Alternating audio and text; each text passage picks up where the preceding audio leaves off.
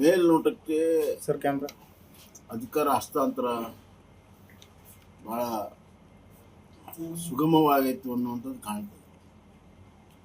ಕಾಂಗ್ರೆಸ್ ಪಕ್ಷದ ಒಳೆ ಬೇಗುದಿ ಇನ್ನೂ ಕೆಂಡದಂತೆ ಜೀವಂತವಾಗಿದೆ. ಅದರ ಲಕ್ಷಣಗಳೇ ಇವೆಲ್ಲ. ಎರಡನೇದಾಗಿ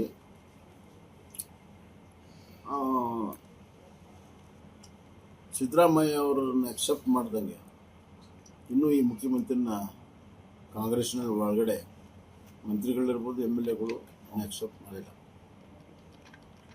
ಮೂರನೇದು, ಯಾಕೆ ಇಷ್ಟು ಪ್ರೆಷರ್ ಇದೆ ಮಂತ್ರಿ ಆಗೋದಕ್ಕೆ? ಎರಡನೇ ಕಂತು, ಒಂದನೇ ಕಂತು ಭಾಳ ಪ್ರೆಷರ್ ಇದೆ. ಯಾಕಿದೆ ಅಂದರೆ ಅವ್ರಿಗೆ ಗೊತ್ತಿದೆ 2028ಕ್ಕೆ ಕಾಂಗ್ರೆಸ್ ಬರೋದಿಲ್ಲ. ಎಲ್ಲರೂ ಗೊತ್ತಿದೆ ಅವ್ರಿಗೆ.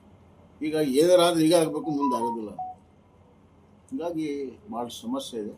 ಈ ಸವಾಲುಗಳು ರಾಜಕೀಯವಾಗಿ ಸ್ಥಿರವಾಗಿದ್ದರೆ ಮಾತ್ರ ಆಡಳಿತ ಒಳ್ಳೇದು ಕೊಡೋಕ್ಕೆ ಸಾಧ್ಯ.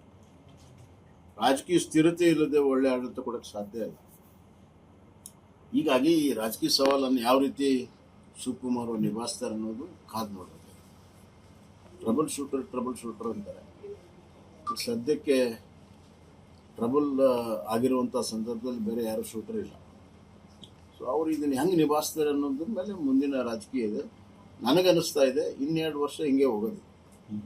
ರಾಜಕೀಯ ಅಸ್ಥಿರತೆ, ಅಸಮಾಧಾನ ಮತ್ತು ಆಡಳಿತದಲ್ಲಿ ಕುಸಿದು ಹೋಗುವಂಥದ್ದು, ಒಟ್ಟಾರೆ ಈ ಕಾಂಗ್ರೆಸ್ ಪಕ್ಷದ ಸಂಘರ್ಷಾತ್ಮಕವಾಗಿರುವಂಥ ರಾಜಕಾರಣದಲ್ಲಿ ಸಾಮಾನ್ಯ ಜನ ಸಂಘರ್ಷದಲ್ಲಿ ಸಿಕ್ಕೊಂಡು ತಮ್ಮ ಬದುಕು ದುಷ್ಟರವಾಗಿರುವಂಥದ್ದು ಭಾಷೆ.